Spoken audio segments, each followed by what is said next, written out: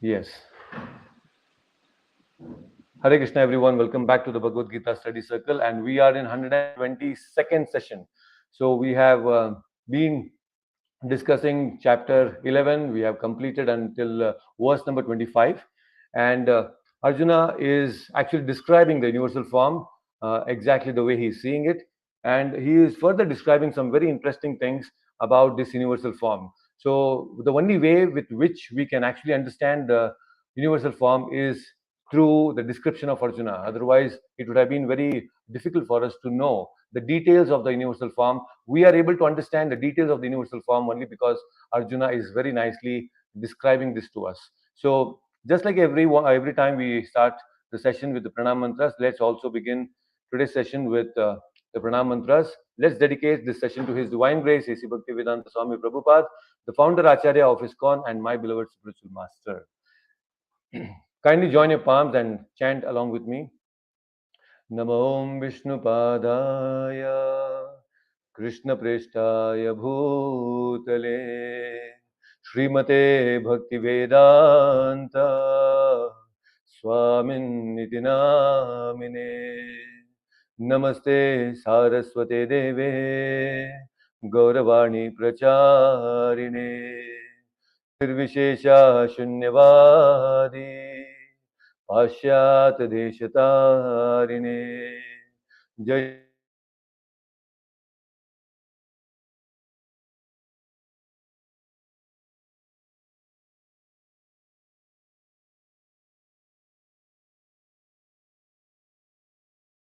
Hare Krishna, Krishna Krishna Hare Hare, Hare Rama, Rama Rama Hare Hare. Om Ajnanatimirandasya Jnananjanashalakaya Chakshurunmilitam Mena Tasmai Shri Guruve Namaha. Hare Krishna. So I welcome once again all of you. Hare Krishna, Suresh Pawarji, thank you so much for joining. It's been very long that you have joined, and it's also been very long that we spoke.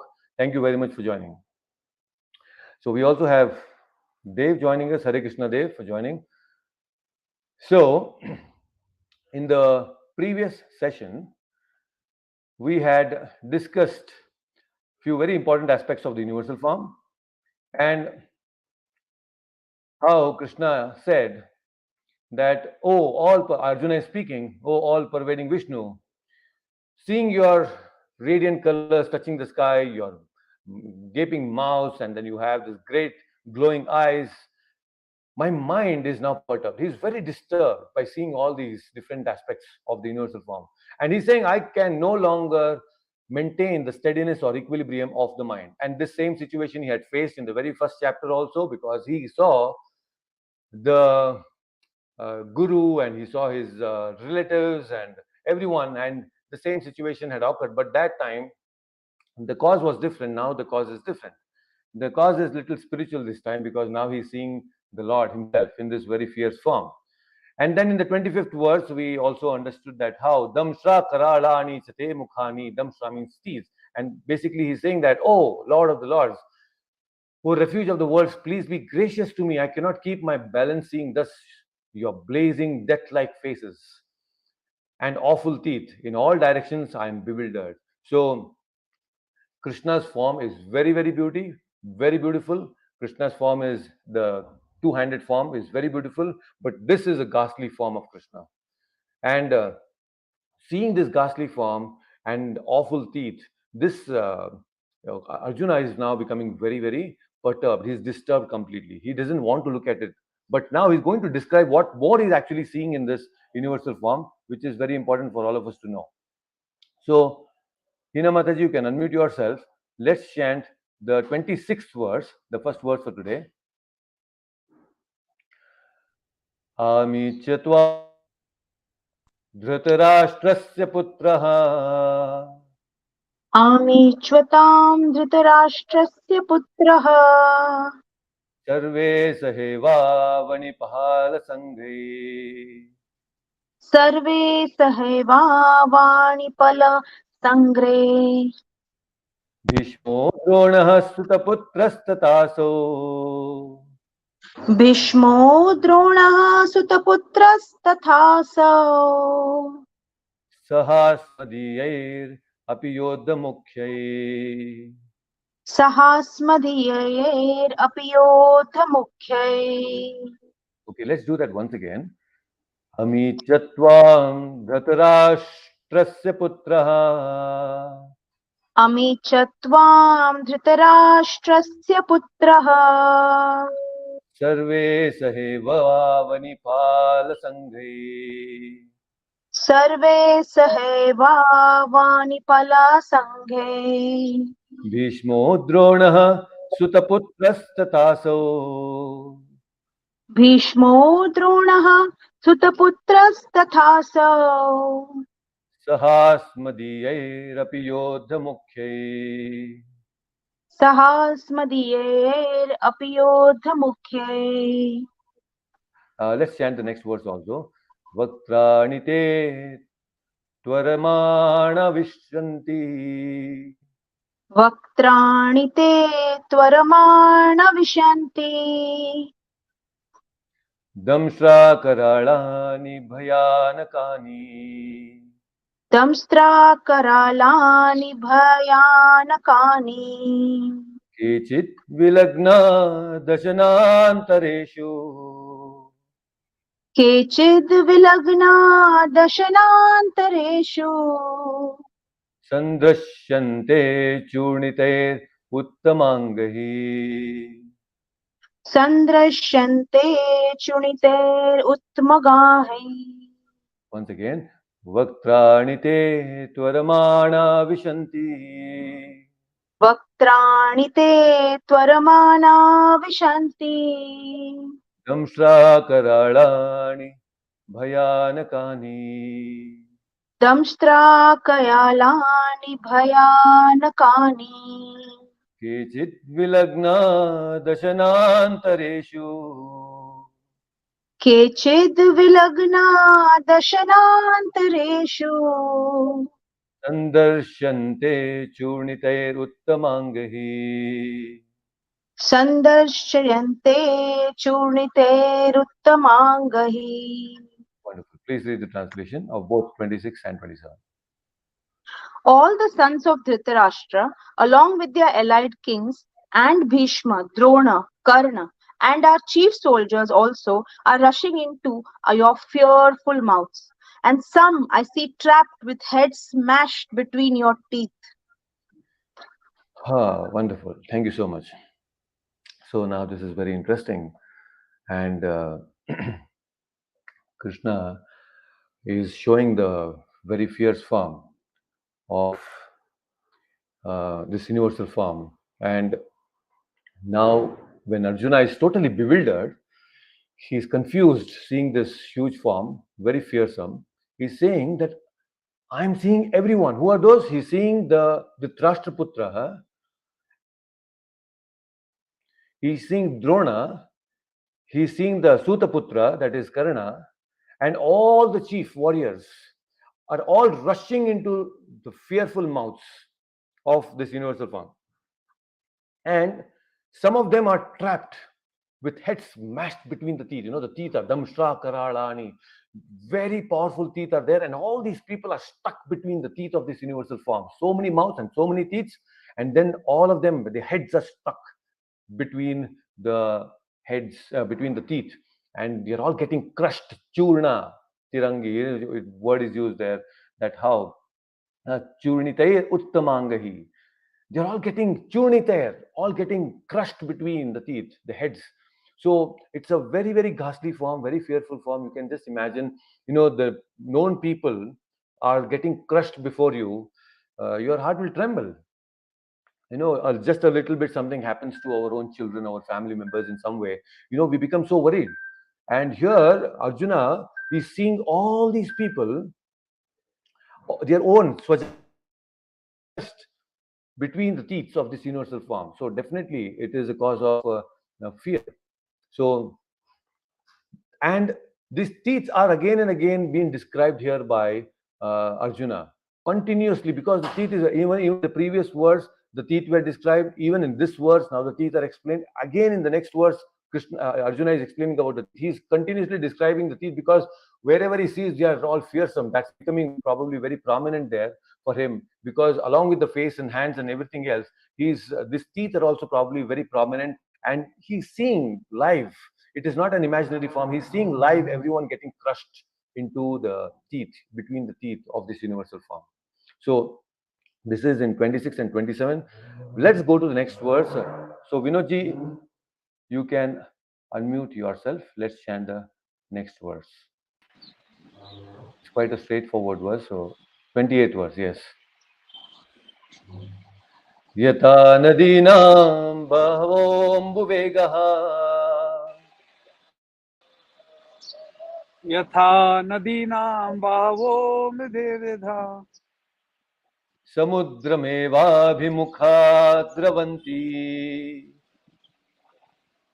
समुद्रमेवामुखा द्रवन्ति तथा तवामि नरलोकवीरा तथा तवामि नरलोकवीरा विशन्ति वक्त्राण्यभिविज्वलन्ति.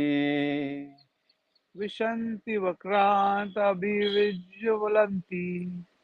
Wonderful. Please read the translation.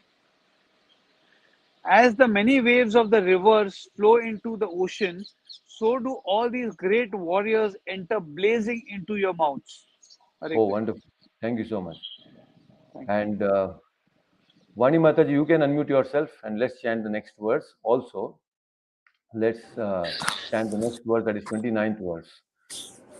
यथा प्रदीप्तं ज्वलनं पतङ्गा यथा प्रदीप्तं ज्वलनं पतङ्गा विशन्ति नाशाय समुद्रवेगः विशन्ति नाशाय समुद्रवेगाः तथैव नाशाय विशन्ति लोका तथैव नाशाय विशन्ति लोकाः तवापि वक्त्राणि समृद्धवेगः. तवापि वक्त्राणि समृद्धवेगाः. Wonderful. Please read the translation. Oh, sorry. I see all people rushing full speed into your mouths as moth dash to destruction in a blazing fire. Yes, thank you so much. So now let's see this and analyze a little bit of this 28th and 29th verse. So here it is said in the 28th verse that as many waves of the rivers flow into the ocean, so do these great warriors enter blazing into your mouths. So, we see that how there are rivers and they all enter the ocean, right? There are a lot of rivers, they all go merge into the ocean. This is an analogy that is being given by Arjuna, that he's seeing all these warriors flow into the mouths as if they are flowing like a river and they're entering the mouths. This is the analogy of a river that Arjuna is giving. Interestingly, that there is another analogy that is given in the 29th verse, and that is what he's saying that I see all people rushing full speed into your mouths as moths dash to destruction in blazing fire. Now, what is the difference? Here, this analogy is very different. Here, the analogy is like the people are rushing full speed into the mouths as moths dashing into the destruction of blazing fire. We see many times there are moths, they get attracted uh, so much to the light that they just enter and kill themselves. It's like a suicide, right? Now, what is the difference between that people entering like rivers into the ocean and getting themselves killed, and here also they are entering into the mouths like the moths entering into the fire? Why are these two analogies different? Although Arjuna could have just mentioned about being, oh, they are just entering the mouths, either it can be like a river or it can be like a moth, but why is it describing in two different ways? So this is very interesting. So now the rivers, they flow naturally towards the ocean. They directly, naturally, spontaneously, they go towards the ocean. Now, the rivers, in one sense, they don't have a choice. They naturally flow and they go. The moths, on other hand, on contrary, they are little different. They make a choice of going into the fire and getting killed themselves. Now, what happens is, similarly, on the side of Arjuna and Duryodhana, there are different kinds of people. There were people on the battlefield who were fighting on the side of Duryodhana, but they were not inimical towards Krishna. So they were unintentionally fighting against Krishna. And there were some people like moths who were intentionally, who were inimical towards Krishna and intentionally fighting against Krishna. So there were some people who unintentionally entering the mouth, and there are some people intentionally who are inimical entering the mouth. All of them are getting killed. Whether they are fighting intentionally or unintentionally, both of them are actually getting killed. Now, this is a very horrific situation. That is why Krishna Arjuna is actually explaining it in two different ways. So there are some good people, not in non-inimical people, like rivers. They are just fighting because they want to support Duryodhana. But there are some people who are inimical. They want to fight against. They are like moths. They are like calling their deaths on their own. They're entering the fire. So this is the difference between these two. Now, what happens is, in our own life also, our own life, we have a choice. We have a choice to intentionally or unintentionally commit sins. We can avoid sins with the jnana, but if we don't, intentionally, even after knowing, we may commit sins. So this is an instruction to us that we should become aware that we are committing sins, and that awareness comes by knowledge. So we should know very clearly that whether it is intentional or unintentional, we are going to face death. So better be like rivers, not like moths, foolish, who will just commit suicide and become inimical towards Krishna. Any sin that we commit actually is only a display of our arrogance against Krishna. Anytime when we commit any sin, it's only that wrong use of our free will which we actually undertake to go against Krishna. So that is how it is, because every time we commit sin, we are actually forgetting Krishna. So that is why we need to be very careful, and intentional or unintentional, we should try to avoid committing sins. Otherwise, we'll be crushed. Anyway, we are going to be crushed, but it's very important that we should not intentionally commit any sins. This is very important. So that is why Arjuna is specifying here two different analogies is being given. Why? Because there will be people who will intentionally commit sins, and there will be people who will unintentionally commit sins. Sometimes we are forced, although we don't want, unintentionally we commit sins because of the force. There are some surroundings which will force us to commit certain sins. That is understood, but then there are people who are inimical and intentionally they commit sins, and every time we commit sins, we are actually going away from Krishna. These things take us away from Krishna, right? So this is such an important point. Such an important point. We cannot miss this. We should be aware of this.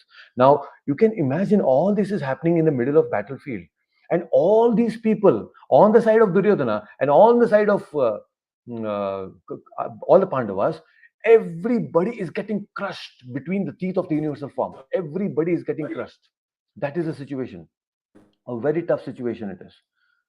So please understand that Arjuna had told what in the first chapter. He told Krishna, I want to see all these armies on my side, on the other side. So please take this chariot in between the both armies. So now actually Krishna had taken the chariot in between both the armies, and now Krishna had told in the 11th chapter that I'm going to show you past, present, future, everything you can see. Whatever is going to happen in the future, you can see in this universal form. He mentioned that in this very same chapter. Now, actually, Krishna is showing this. Whatever he speaks, he actually displays. Krishna fulfills all desires. So now, Arjuna is seeing all the soldiers on both the sides, on both the parties, are going to be killed. They are getting killed. Krishna is showing him everybody except for the Pandavas. Arjuna could see Drona, Bhishma, Karna, and all the great soldiers, but he did not see Pandavas. He did not see himself in the mouth of Krishna, because Krishna is trying to tell him that only you Pandavas will remain, rest everyone will be destroyed. No one will escape death on this battlefield of Kurukshetra. So that is the power, very extremely powerful. So now Krishna also said, see, you wanted to see the armies, now you see everything in my mouth. You wanted to observe the armies, now you observe all the armies in my mouth.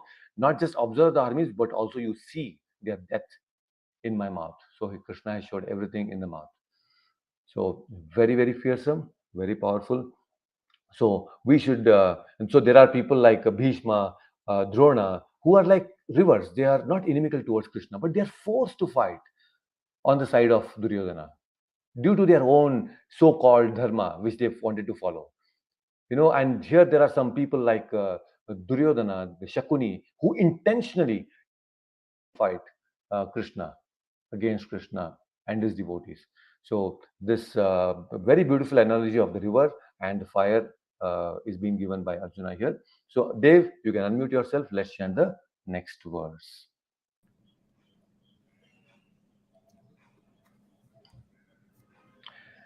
लेलीहसे ग्रसमाण समन्ताल लेहीयसे ग्रहसमानः समन्ताल् लोकान् समग्रान् वदनैर्ज्वलद्भिः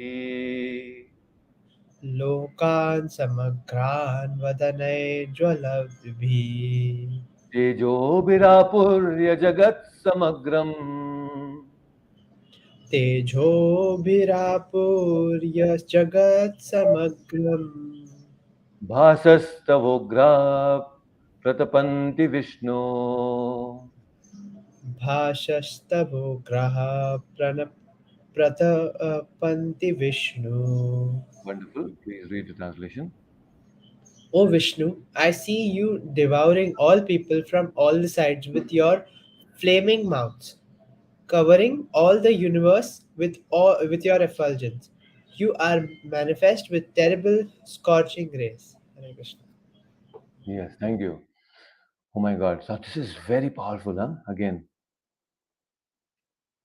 So here I see you devouring all people from all sides with your flaming mouths, covering all the universes with your effulgence, and now you are manifest with terrible scorching rays. Now, this word is very important here. Leli yase, grasamanhas samanta, leli yase. It's like, all these people, warriors, are stuck between the teeth, right? And when they're stuck between the teeth and that they're getting crushed, all that blood is flowing from the mouth. And then Leli, you say, the tongue is wiping all the blood, moving around the mouth and it's wiping. You can imagine how terrible it is. All this blood which is flowing in the mouth of the universal form is being licked like, everywhere, all throughout. And then it's being devoured. Everything is devoured. So it's a horrible form. Krishna can be like this also. So everybody is so pleasing. When we worship the deities, it's so nice. We nicely put garlands and beautiful tresses to Krishna. It's so easy to worship this two-handed form. But this ghastly form, even Aghoris will run away. They don't want to be in this kind of a situation where they get a chance to worship. It's very terrible form. So they can't actually visualize this form, because so much of blood and bloodshed, everybody is just entering the mouth of this universal form. Very horrible situation. So basically, these are all the descriptions that Arjuna is giving of the universal form here, and he's again saying that all these are there because there is covering of all the universes with your effulgence. So there is so much of effulgence this universal form itself has, and then you are manifest with terrible scorching rays. So there are. He is feeling the heat also. It is not simply that effulgence is coming, but he's also feeling the heat. Arjuna is feeling the heat of this universal form. So there is a uncomfortable situation for Arjuna. And now the very next verse is important because he is seeing all these things, he is asking a question. No, he's asking two questions. And Hina Mataji, please unmute yourself. Let's chant the next words. Very special. He says, आख्याहि मे को भवानुग्र रूपो आख्याहि मे को भवानुग्ररूपो नमोऽस्तु ते देववर प्रसीद नमोऽस्तु ते देववर प्रसीद विक्षा विज्ञातुम् इच्छामि भवन्तमाद्यम् भिक्षातुमिच्छामि भवन्तमाद्यम् न हि प्रजानामि तव प्रवृत्तिम् न हि प्रजानामि तव प्रवृत्तिम्.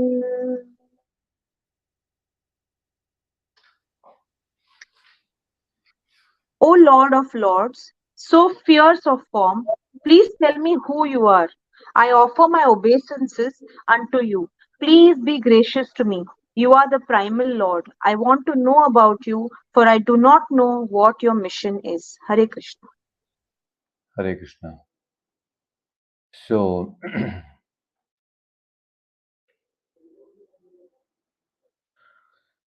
so here Arjuna is saying, Devavara Prasida, oh Namoste Devavara Prasida, oh Lord of the Lords.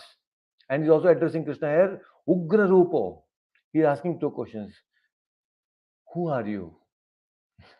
That is out of fear.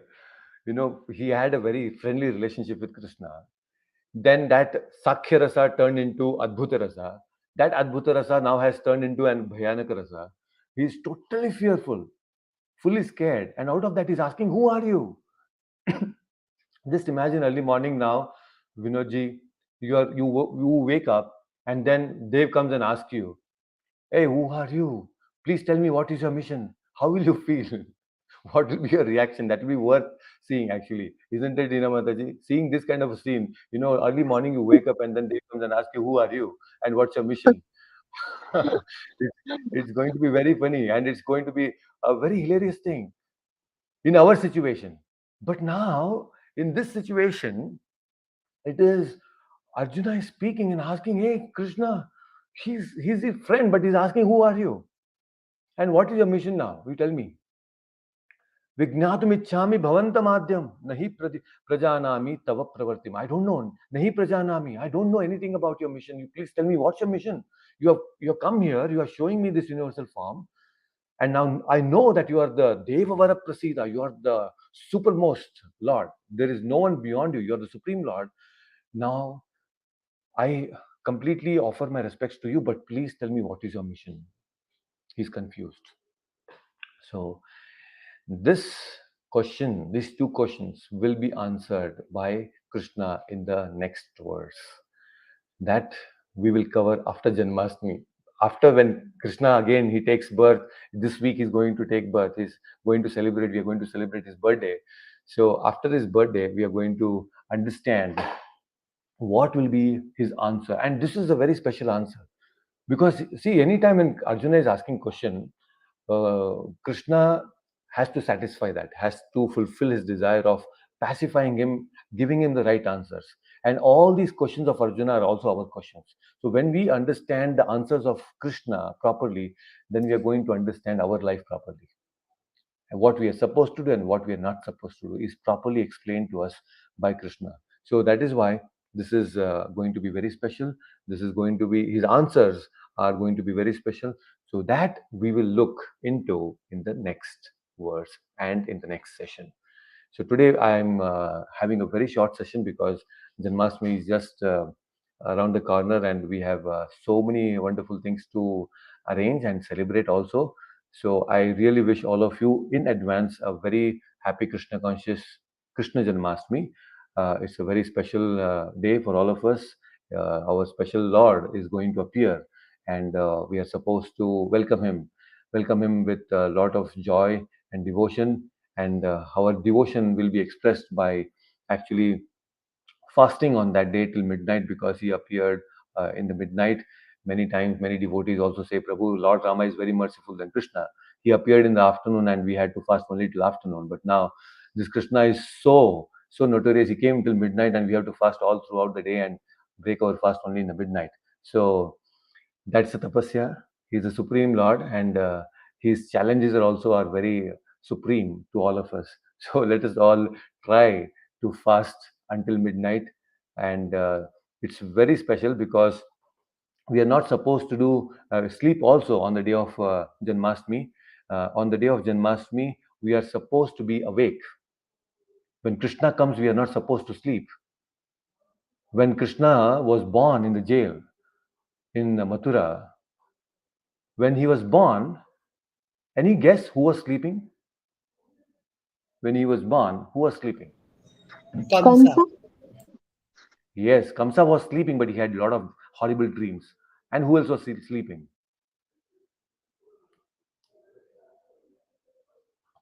Guess who else was sleeping? Kamsa was sleeping, and all those people, right? So when Krishna is The born, security was sleeping. The security was you got the point. The security was sleeping. So when Krishna is born, all the security who were there in the Kamsa's jail, they were all sleeping. So all the people who are on the side of Kamsa, they'll be sleeping during Janmashtami. So please understand, if you are sleeping on the day of Janmashtami, you are on the side of Kamsa. Krishna, when he's born, he's going to knock each and every door. Hey, I have come, and you are like deep in the sleep.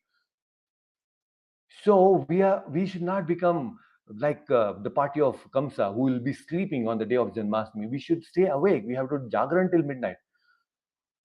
Because the Lord is coming, the Supreme Lord is coming. All the devatas, they were not sleeping. They were all awake. They were all ready to accept. Their Brahma, he's chanting the Garbhastuti. When Krishna was born, I mean, not born, he was there in the womb of Devaki. He was like glorifying. There is a beautiful verse, Garbhastuti, where Brahma is glorifying the presence of Krishna in the womb. She became so effulgent. Now, just now in this previous verse, we understood that how Krishna is radiating so much of light and it is covering the whole universe. And just imagine all that source of light is in the womb of Devaki. How brilliant she was. That whole jail, which was so dark, became so effulgent when Krishna was there in the womb of Devaki.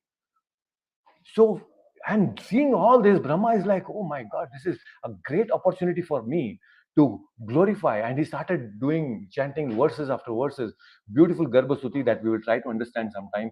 Very nice verses. And Brahma is saying, oh my Lord, you are the creator of so many universes. He's showing the universal form. This chapter we are discussing in universal form, and that universal form you can imagine in the womb of Devaki. He's saying, Devaki, you're so great. You can have that supreme, powerful personality in your womb. You are so powerful.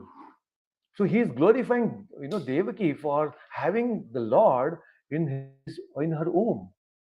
Can you imagine? So that's Garbhastuti. That's a very, very special Garbhastuti that Krishna is in the presence in the womb of Mother Devaki is actually showing. It's a very, very wonderful form. And then not just that, there is apsaras, there are so many these devatas. They're coming and dancing. They're not sleeping. They are not sleeping during this uh, uh, birth of Krishna. When Krishna is born, everybody is awake. So we devotees are not going to sleep on the day of Janmashtami. We have to be awake till midnight, and we have to sing and chant and welcome the Lord in that way, right? And if possible, we can also offer something. Especially Makhan Mishri is the special thing that we offer to Laddu Gopal, and we can offer the Makhan Mishri to Laddu Gopal at that time. It's very nice, very, very special. So we should welcome. We should not go on the side of uh, uh, Kamsa. We should be on the side of Vasudev, who is awake. Devaki was awake. So we are all devotees. So we should be awake. All right. So in this way, we will all celebrate Sri Krishna Janmashtami. A very happy Sri Krishna Janmashtami to all of you. We will meet again, and sometime later we will discuss the birth of Krishna once again in depth. Okay. Please take care. Hare Krishna. Hare Krishna Prabhuji. Hare Hare Krishna. Krishna. Hare Krishna.